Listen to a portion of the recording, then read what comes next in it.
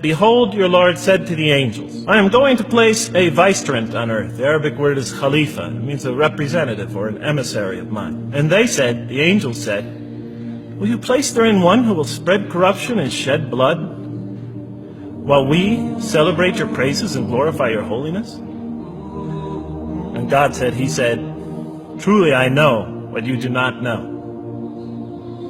See, that's the verse that hooked me. That's the verse that caught my attention. That's the one that kept on making me read the story again and again and again. Because listen to the way it begins. Behold, your Lord said to the angels, I am going to place a representative of mine on earth, a vicegerent of mine, an emissary, one who acts on my behalf. I thought, that's not the way it goes. You're not supposed to be placing man on the earth in some positive role. You place man on earth as a punishment for his sin. Clearly, I knew the author didn't quite get the point. But still, it was an amazing line. But then I come to the next line, and it says, and the angels say, will you place therein one who will spread corruption and shed blood, while we celebrate your praises and glorify you? I looked at it again. I couldn't believe the question. I looked at that and I said, exactly. That would be my question. Why would you create this being, supposedly for some positive role, when he's capable of doing tremendous wrongdoing? When he could spread corruption and shed much blood? Why would you create this violent and pernicious creature when you could create angels?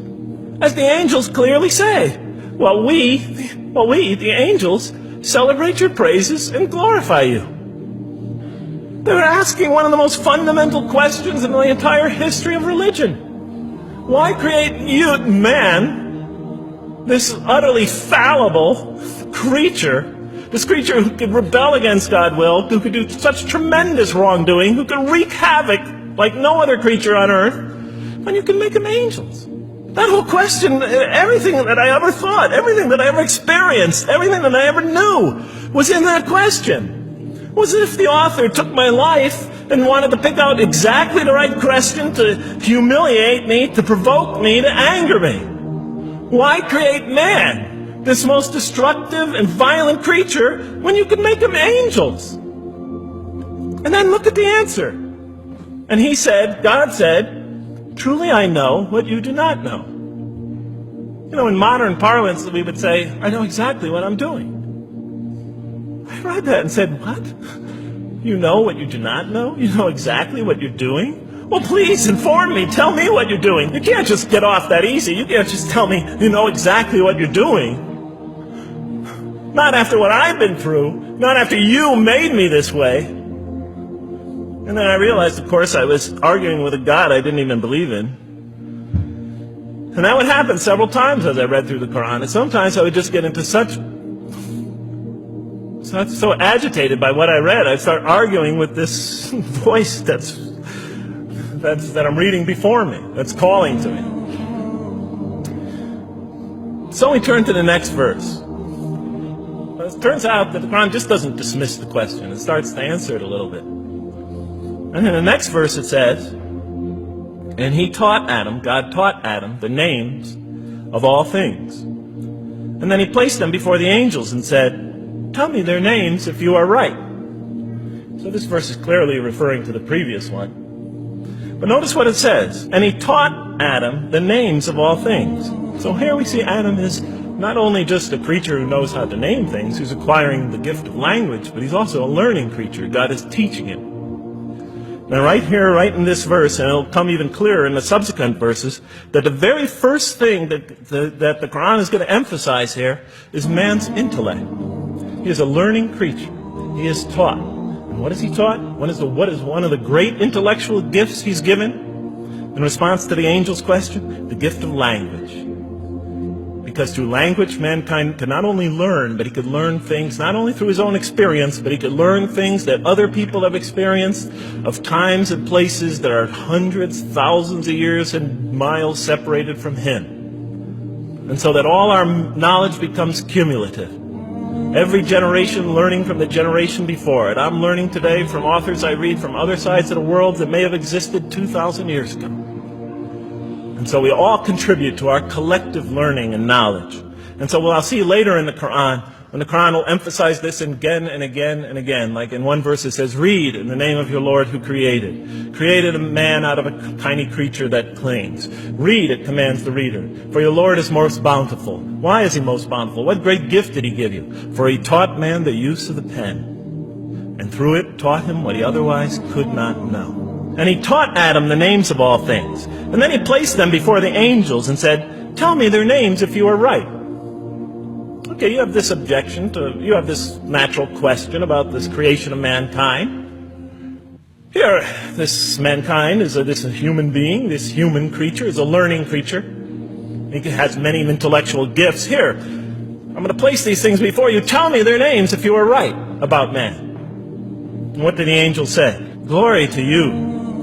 We have no knowledge except what you have taught us. In truth, it is you who are knowing, the wise. They say this intellectual test that's put before them is beyond their grasp. And so in the next verse we read, and he said, "O Adam, tell them their names." And when he had told them their names, notice how it's just like it's nothing for him. For mankind, he has this phenomenal ability. And that's clearly the point of these verses. Even though I felt that the author didn't quite, it was as if I realized that he didn't misunderstand the story.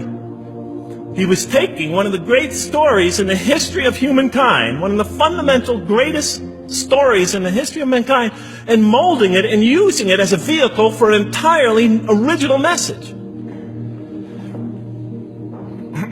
And God said, did I not tell you that I know what is unseen in the heavens and the earth? And I know what you reveal and what you conceal? In other words, didn't I tell you I know exactly what I'm doing?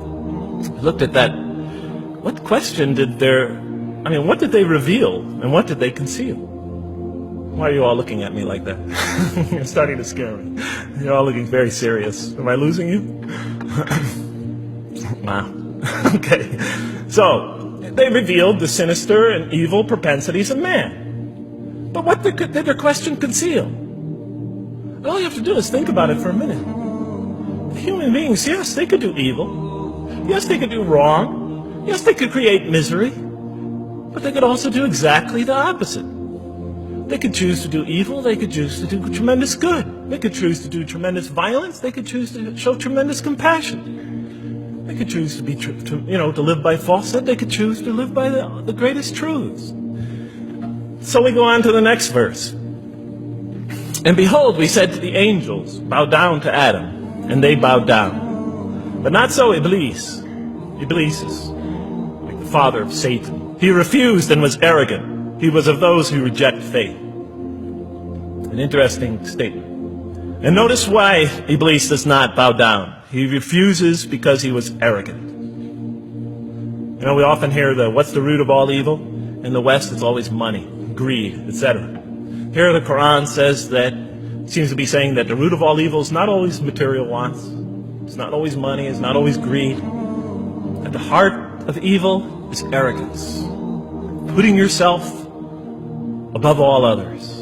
Of assigning to yourself special priority and neglecting the rights of others. O Adam, dwell you and your spouse in the garden and eat freely thereof what you wish. But come not near this tree, for you will be among wrongdoers. Then they make the mistake. But Satan caused them to slip and expelled them from the state in which they were. And we said, go all you down, some of you being enemies of others will be adversaries of others. Some of you will be adversaries of each other, and on earth will be your dwelling place and provision for a time. Let's go back from where we started. First, mankind is being taught. We see he's an intellectual being. Then we show he's a moral being. Moral being means he's a being that's going to have to make choices. And then God gives him this choice. It's not a huge deal. It's not the gravest sin in the history of humanity by any means. It's minor by any standards. They make it, though. We see that God originally intended to put man on earth as his vicegerent. When does God finally put him on earth? What signals that he's ready to begin? He makes his first independent choice. It's not the worst deed in the history of humanity. It's minor on anybody's scale. But it shows that mankind is ready to act on his own.